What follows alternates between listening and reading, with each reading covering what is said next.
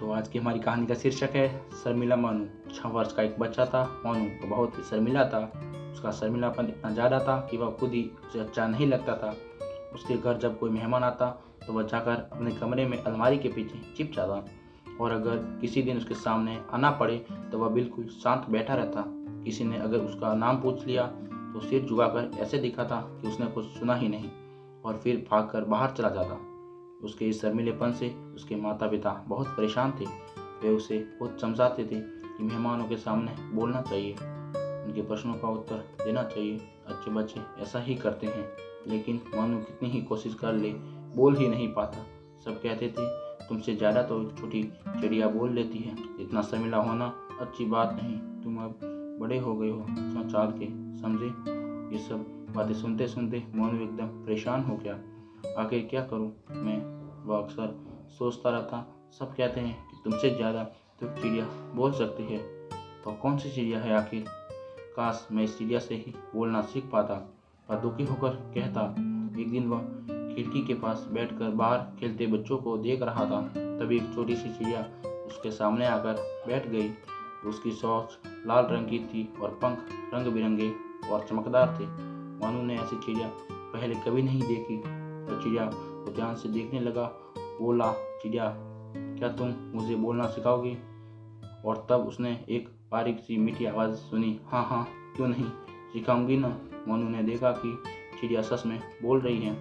बोलने वाली चिड़िया वो खुशी से उछल पड़ा। लेकिन तुम तो बोलना जानते हो, चिड़िया बोली।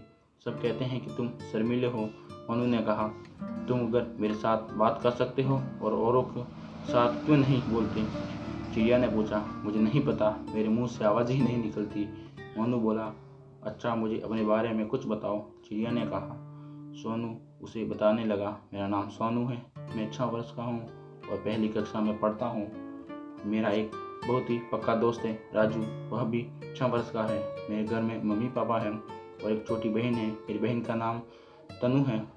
मोनू और तनु अच्छा लगता है ना। तनु 4 साल की है। वह फ्रॉक में बहुत अच्छी लगती है, एकदम गुड़िया जैसी।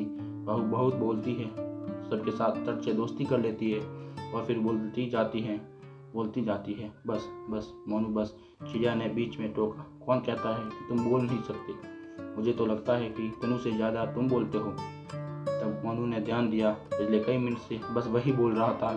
चिड़िया तो सुन रही थी। उसे विश्वास नहीं हुआ कि यह वही था जो बोल रहा था। उस दिन के बाद कई दिन तक चिड़िया रोज आती। मोनू ने उसे नाम भी दे दिए, चिंकी। चिंकी और मोनू की दोस्ती बड़ी गहरी हो गई। धीरे धीरे मम्मी पापा ने मोनू के व्यवहार में अंतर महसूस किया। उसका शर्मिलापन कम हो रहा था। अब वह सबसे मिलता था और बातें भी करता था। सच में एक चिड़िया ने उसे बोलना सिखाया। फिर एक दिन आया जब उसने शर्मिला कहना छोड़ दिया, क्योंकि उसके पापा के एक दोस्त आए थे। उन अंकल ने मोनू से अच्छे ढंग से बातें की। अंकल पापा से बोले, आपका बेटा ही समझदार है, कितनी अच्छी बातें करता है। बस उस दिन से शर्मिला शब्द ही छुटकारा मिल गया। चिंकी बहुत खुश थी क्योंकि उसका दोस्त अब खुश रहता था। चिंकी के अलावा अब मोनू के और भी बहुत दोस्त थे।